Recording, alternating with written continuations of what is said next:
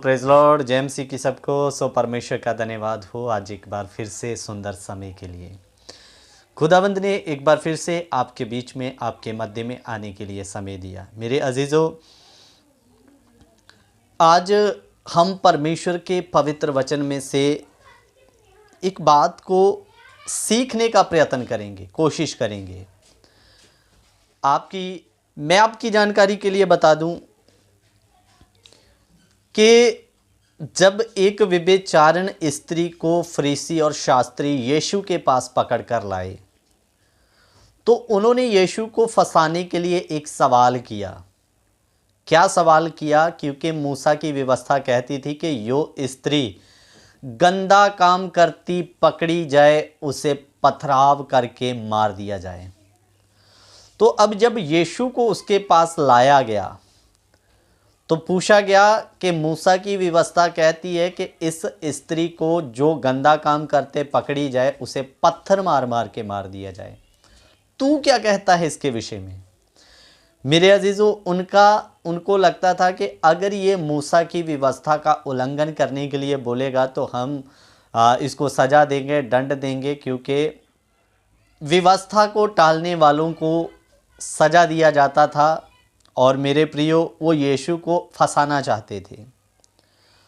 लेकिन आज इस लेसन से आपको एक बहुत ही ब्यूटीफुल या वंडरफुल मैसेज सीखने के लिए मिलेगा। मेरे प्रियो, ध्यान देकर सुनना। जब यीशु मसीह ने उनको उत्तर दिया तो उत्तर देने से पहले वचन में क्या लिखा, ध्यान देकर हम पढ़ेंगे।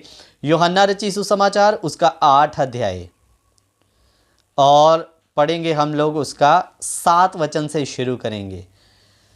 तब वे उससे पूछते रहे तो उसने सीधे होकर उनसे कहा, तुम में जो निष्पाप हो वही पहले इसको पत्थर मारे। और वह फिर झुककर भूमि पर उंगली से लिखने लगा।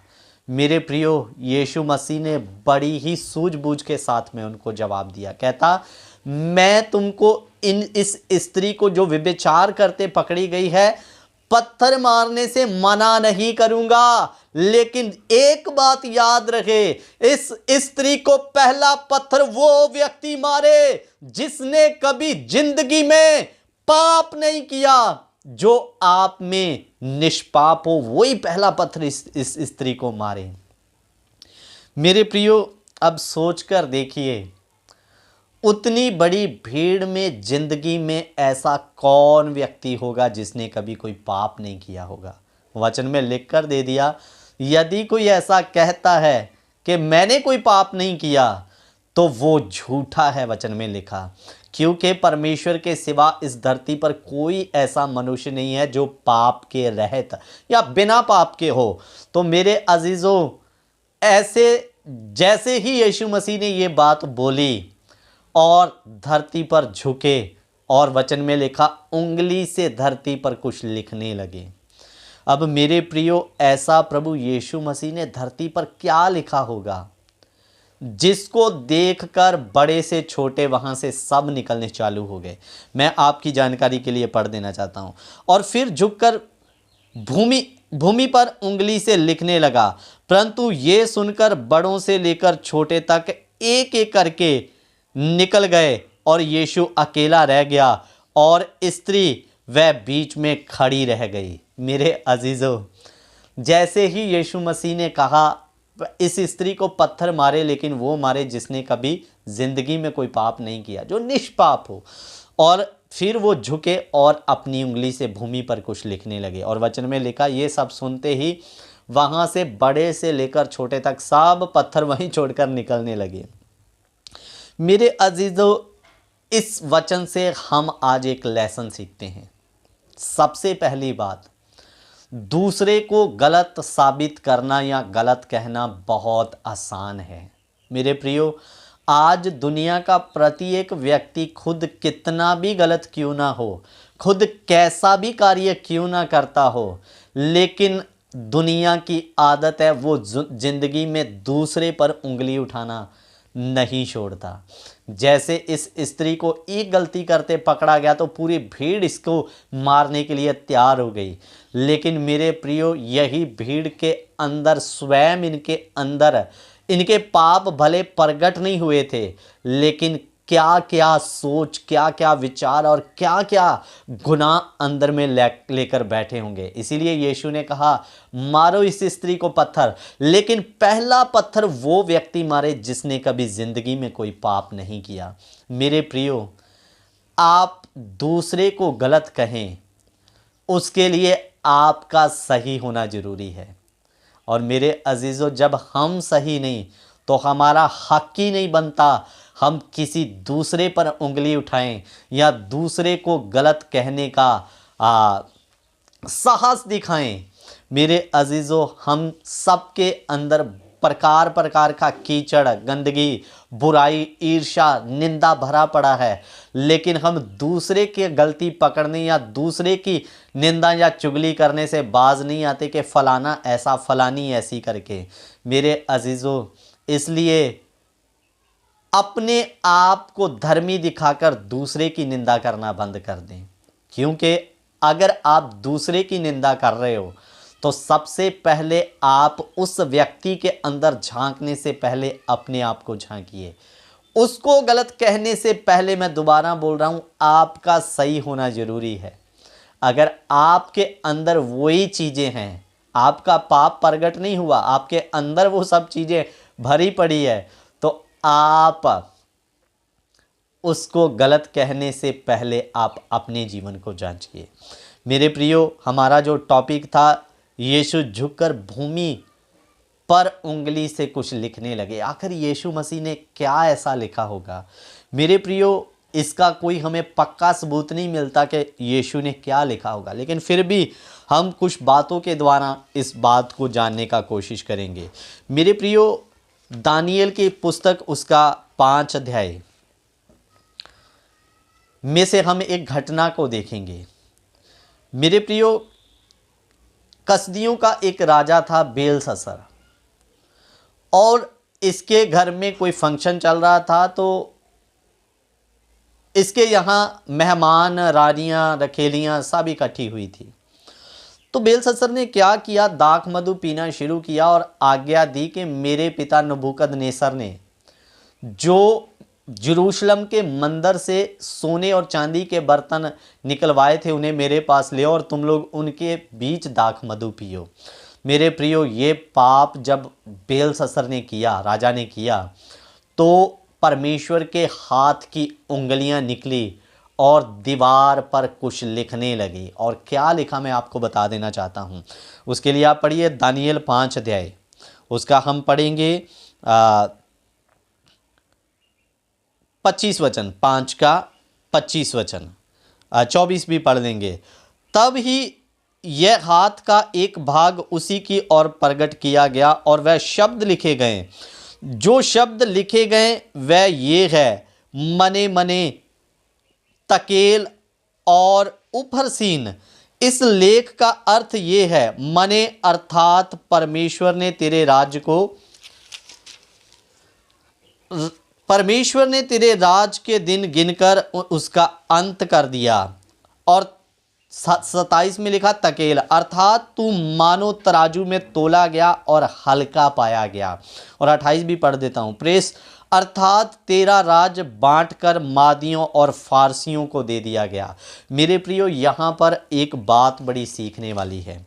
मैं आपको आपकी जानकारी के लिए बता दूं कि एक उंगली बेलशस्सर के समय भी दीवार पर लिखने के लिए उठा था, जैसे प्रभु यीशु मसीह का उंगली धरती पर लिखने के लिए उठा। उसके लिए एक और वचन आप देख लें साथ ही साथ, ताकि आपको समझ आ जाए। दानियल 5 अध्याय उसका 5 वचन, उसी घड़ी मनुष्य के हाथ कई उंगलियां निकलकर दीवट के सामने राजमंदिर की दीवार के चूने पर कुछ लिखने लगी। और क्या लिखा उसने, मने मने, तकेल और उफरसीन। तो मेरे प्यारों, इसका मतलब क्या? मने का मतलब परमेश्वर ने तेरा राज का अंत कर दिया।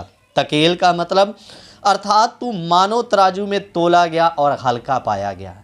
मेरे प्रियो, आज हम दूसरों को अपने तराजू में तोलते हैं कि फलाना व्यक्ति ऐसा है, फलाना व्यक्ति ऐसा है, लेकिन क्या जब परमेश्वर अपने तराजू में बेलससर के समान आपको तोलेगा, क्या आप उसमें पूरे पाए जाएंगे या हल्के पाए जाएंगे? आज इसलिए अपने आप को जांचना शुरू कर दें कि मैंने दूसरों को तो अपने तराजू में बड़ा तोला, मैंने दूसरों की गलतियां तो बड़ी निकाली, क्या जब परमेश्वर मुझे तोलेगा क्या मैं उस तराजू में खरा निकलूंगा? इधर में बेलससर के बारे में पढ़ा, सुना गया, अर्थात जब तू तराजू में तोला गया तो तू हल्का पाया गया। मेरे प्रियो, जब खुदा के तराजू में हम सब तोले जाएंगे, क्या हम खरे निकलेंगे या बेलससर के समान हल्के निकलेंगे? हम दूसरों को तो तोलते हैं और हल्के पाकर उनकी बड़ी बदनामी करने की कोशिश करते हैं, लेकिन जब परमेश्वर आपको अपने तराजू में तोलेगा, क्या आप पूरे निकल पाएंगे? अगर नहीं, आज अपने आप को तोलिए, जांचिए और दूसरों पर उंगली उठाना बंद कर दीजिए।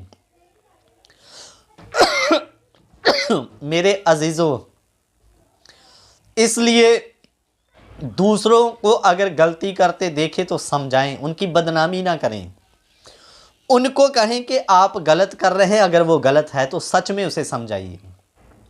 लेकिन आप गलत हैं, लेकिन आप दूसरे की गलतियां निकाल रहे हैं, तो अपने आप को भी जरूर जांचें, क्या मैं इस पड़ाव में जिसकी गलती निकाल रहा हूं, क्या मैं इसमें खुद तराजू में जब खुदा मुझे तोलेगा तो मैं खरा निकलूंगा? मेरे प्रियो, इधर में परमेश्वर ने बेलससर को तोला और हल्का पाया गया। उंगली यही सब, परमेश्वर की उंगली यही सब लिख रही थी। मेरे अजीजों, हो सकता है, मैं ये नहीं कहूँगा कि कन्फर्म यही लिखा यीशु ने। जब फरीसी और शास्त्री उस स्त्री को तोल रहे थे कि ये गुनहगार है, ये व्यभिचारिणी है, तो हो सकता है यीशु मसीह ने उन सब की गलतियों को उधर में अपनी भाषा में लिखा हो और वो सब देखकर वहां से निकलने लगे।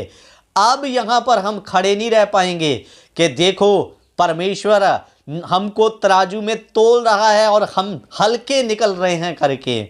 मेरे अजीजों, जैसे ही यीशु ने लिखना शुरू किया और बोला जो निष्पाप है वो पहले इसको पत्थर मारे, बड़े से लेकर सब छोटे वहां से निकल गए और वचन में लिखा स्त्री और यीशु दोनों वहां पर रह गए, बाकी सब निकल गए। तो मेरे प्रियो, हम आशा करते हैं ये वचन आपको समझ आया होगा। और बाइबल इस बात को कंफर्म नहीं करती कि क्या लिखा, लेकिन हमने वचन के द्वारा जानने की कोशिश किया। जैसे बेलससर हल्का पाया गया, परमेश्वर की उंगली उठी और लिखना शुरू किया, ऐसे ही हो सकता है इनको भी परमेश्वर ने अपने तराजू में तोला हो और ये हल्के पाए गए हो, इनकी गलतियां इनके सामने में रखी गई हो और इसीलिए ये पत्थरों को छोड़कर, स्त्री और यीशु को छोड़कर वहाँ से निकलते बने। तो मेरे प्रियो, इस वचन से हमें क्या सीखने को मिलता है? आप दूसरे को तोलते हैं, लेकिन जब खुदा आपको तोलेगा, क्या आप उसके तराजू में पूरे पाए जाएंगे? अगर नहीं तो दूसरों को भी तोलना बंद कर दें, पहले अपने आप को पूरा करें, अपने आप को सही करें, तब आप किसी दूसरे को तुम गलत हो कहने के हकदार होंगे। नहीं तो अपनी जुबान को बंद रखें। सो प्रभु इन वचनों के द्वारा आप सबों को आशीष और बरकत दे। जय मसीह की सबको। God bless you. Prabhu Ashish they.